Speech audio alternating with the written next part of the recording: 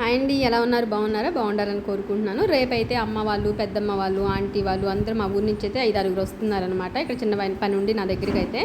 So కొన్ని vegetables అయితే తక్కువ అవుతాయి కదా అంతమందికి వంట అంటే. సో కొన్ని తీసుకోవడం కోసం మార్కెట్కి అయితే వచ్చి కొన్ని అయితే చేశానమాట. సో వాళ్ళంతా కూడా ఇది చిన్న జీఆర్ స్వామి మంత్రం తీసుకున్న వాళ్ళు నాన్ వెజ్ అనేది టచ్ చేయరనమాట. మనం స్నానం చేసి చాలా పద్ధతిగా వంట చేయాలి. సో దోసకాయ టమాటా చట్నీకి అయితే కొంచెం చట్నీ తాలింపు అదే పెట్టుకున్నాను. అరటికాయ ఫ్రై నేను డిఫరెంట్గా చేస్తాను. పచ్చి ముక్కలు ఇలా కట్ చేసుకుని మిక్సీ వేసి పరుటి టైప్లో చేస్తాను. అది నేను ఒక్కదాన్ని ఓన్గా ట్రై చేసిందనమాట. డిఫరెంట్గా చాలామందికి తెలియదు అసలు ఇది. నేను చెప్పలేదు. ఇంట్లో వాళ్ళు కూడా తినేటప్పుడు కూడా అడిగారు ఎలా చేసావని. నాకు వచ్చిన వాళ్ళకి చాలా మర్యాద చేయటం, ఉన్నంతలో చేయడం అనేది చాలా ఇష్టం అనమాట. ఈ ఆనవాయితీ మాత్రం నాకు మా అత్తగారి దగ్గర నుంచే వచ్చింది అనుకోవాలి.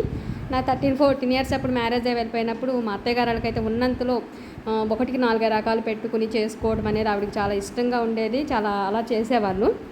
సో ఇప్పుడు నాకు కూడా అదే అలవాటు. బట్ వీళ్ళేంటంటే ఎక్కువ చేసినా కానీ నీకేం చేయటం తెలియట్లేదా, ఇంట్లో వాళ్ళం వస్తే కూడా ఎన్ని చేయాలని తిడతారు. సో మనం చేసి తిట్టించుకోవడం ఎందుకు. సో 2 రకాలైతే సింపుల్గా చేశాను అంతవరకే.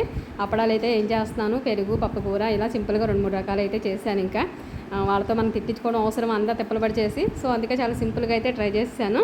అదే చట్నీ చేశాను. నెక్స్ట్ బెండకాయ ములక్కాయ పులుసు అయితే చేశాను అనమాట.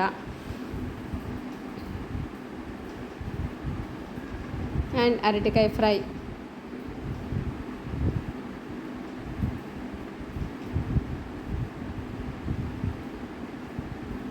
ఇంకొంచెం అప్పడాలు అయితే కామన్ కదా. వాళ్ళు అయితే వచ్చిన తర్వాత వెంటనే కొంచెం కాఫీ అయితే పెట్టించాను. టైర్డ్ అయిపోయి ఉంటారని.